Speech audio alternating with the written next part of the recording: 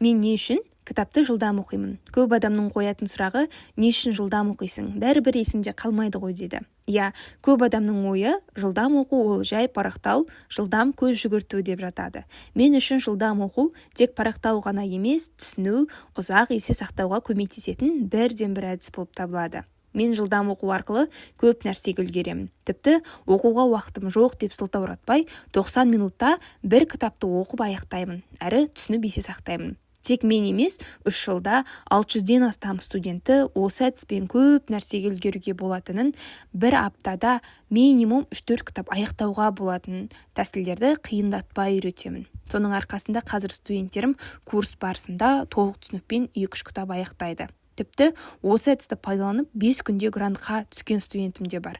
Мен айлап жылдап емес, кітапты дұрыстап оқу, есте сақтау, концентрация қою әдістерін аз ғана уақыттың ішінде үйретіп нәтижеге жеткіземін. Сізден керегі тек сабақты көріп бірге-бір қайталасаңыз жеткілікті. Кітапты қайта-қайта оқымай, бір рет оқып, ұзақ мерзімді есте сақтауға болатын тәсілдерді 10 күндік тез оқу курсында айтамын. Алдын ала тіркелу үшін профильдегі сілтемеге өтіңіз.